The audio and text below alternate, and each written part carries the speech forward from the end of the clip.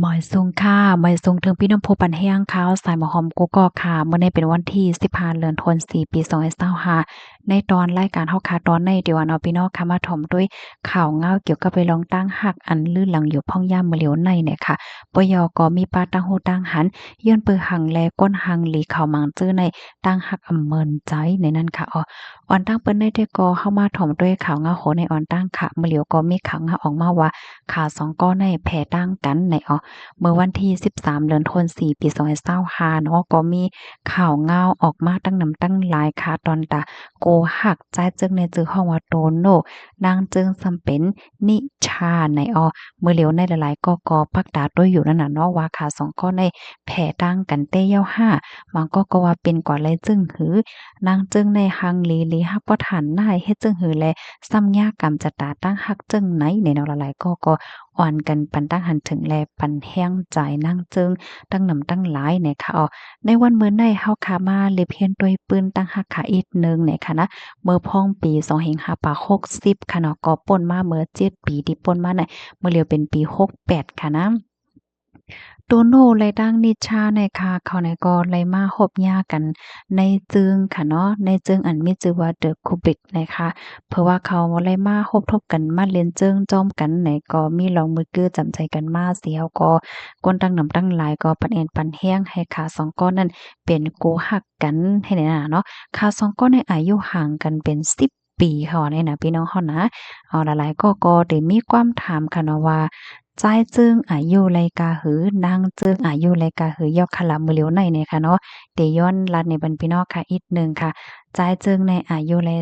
38เนี่ยค่ะเนาะนางจึงได้ก็อายุไร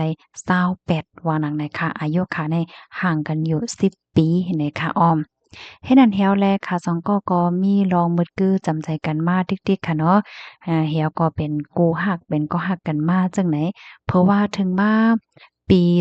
2560ในปีเดียวกันนั้นก้วยหนังเก่าค่ะเนาะทางฝ่ายจ้ายจึงโตโน่ค่ะก็เลยเฮ็ดลองตรงหนึ่งลุยน้ำคำแม่น้ำของนั่นค่ะนะมื้อนั้นก็เป็นข่าวเงาใหญ่ลงไว้ให้ในค่ะเนาะค่ะก็ยังเลยปักดาดด้วยก่อนค่ะนั้นมื้อนั้นข่าวยำก็สำบ่ปนมา7ปีปลายแล้วค่ะเนาะไว้แต่ไว้วาให้ในค่ะเมื่อพ้องนั้นไหนนางจึงเนี่ยก็มากาค่ะเนาะเปิดได้ย้อนป้อนปันให้จ้าจึงในลุยน้ำคำแม่น้ำของในหลอดเพเสกรรมให้ในนั้นน่ะเนาะเพราะว่าถึงมาปี2565ค่ะนิชาเนี่ยค่ะเนาะก็เลยออกข้าวตั้งกว่าเฮียนดีนกเมืองข้าวตั้ง1เหรินค่ะก้อยกาขาสองก็ยังตึกฮักกันอยู่นั่นน่ะเนาะตั้งฝ่ายจ้าเจิงเนี่ยก็กว่าส่งมานั่งขึ้นเฮ้อเม้นถึงตีกว้างเฮ้อเม้นนะคะเพราะว่าถึงมาปี67ค่ะ อันทางฝ่ายจ่ายจึงก็เลยออกมารัดดิสสื่อนั่นน่ะเนาะว่าสิผู้สื่อข่าวเขาต้องถามว่าเมื่อไรเดมาย้อนนางจึงนิชาในเฮ็ดปังแขกบกูลาจังไหนคะก้อยก็ว่าฝ่ายโพสต์ใจายก็ตอบรับกว่าว่าสอนจึงหนังว่าปัญหาฝุ่นค่ะเนาะหมอกควัน PM 2.5นั้นอำไปและรับรองแก้ไขในแต่ก็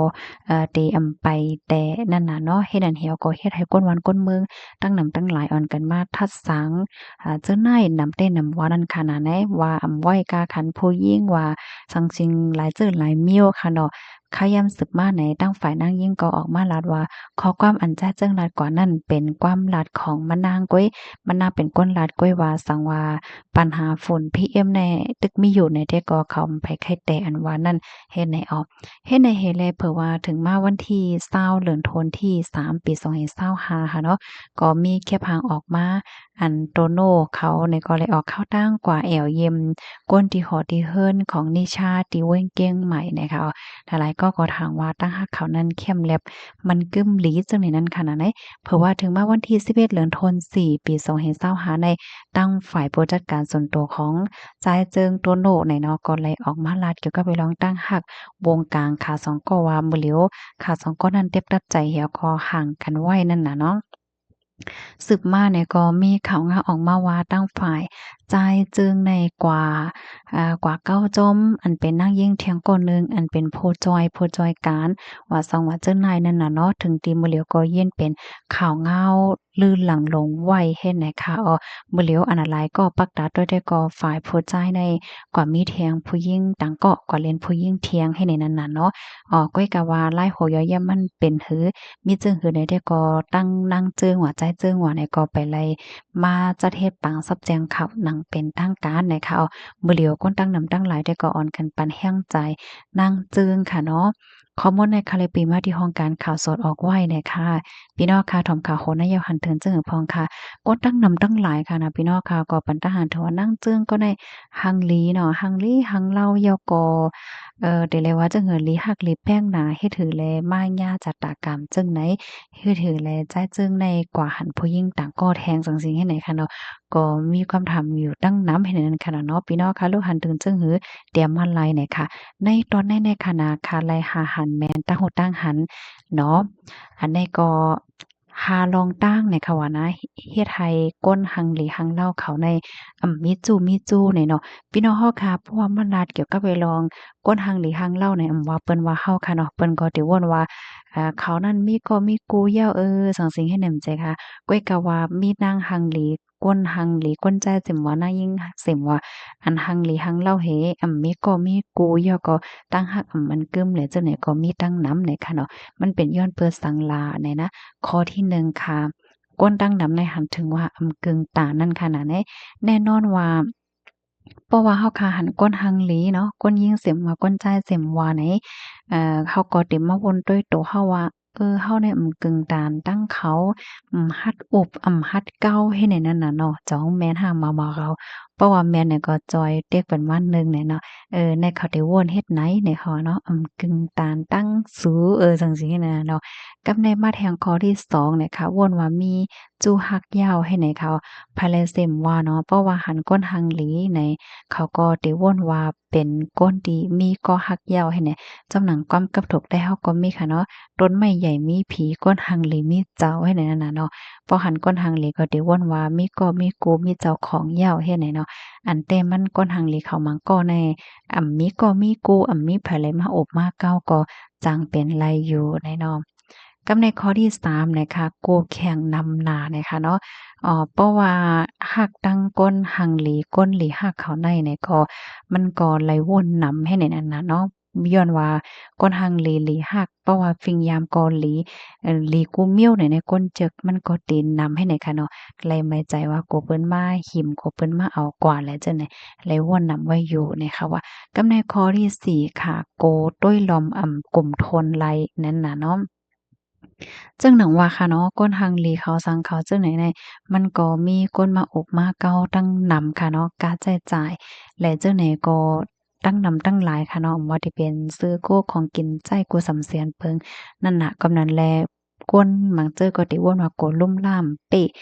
มีเงินนำปิ้งป้อเปิดตาเดกว่าเขาจู้จัดปานเขาให้ในให้แลฮัดเข้าถึงฮัดเข้าหานะคะว่า กับในมาแทงข้อที่5เนี่ยค่ะข้อที่5ใน3ไหนโกนั่นขนาดเนาะโกเปิ้นฮ้อนสังเจิงว่ากะโอบเหย้าในไรนาแตกให้ไหนค่ะเนาะย้อนว่าก้นฮังเลก้นนาตาลีเขาเจิงไหนในเขาก็มีตื้อตั้งนำจ่อมแม่นค่ะเพราะว่าเฮาเฮ็ดแกงกว่าอบเฮ็ดแก้มใจขะเนาะตั้งใจตั้งข้อแต่เขาก็อบกว่าเก้าเขาเนี่ยก็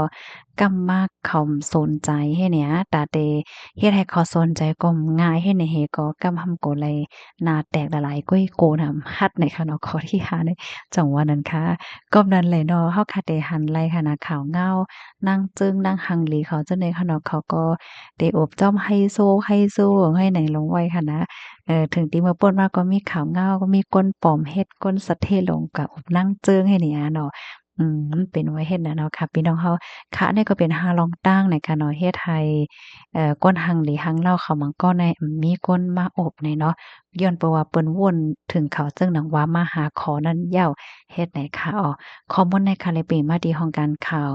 line.me ออกไว้เนี่ยค่ะพี่น้องค่ะหันถึงจึงหือเนาะเพิ่มเทียมมาเลยอยู่ในค่ะนะย้อนให้กูก็อยู่ลีกินหวานในรอดเพศกันค่ะหมายทรงค่ะ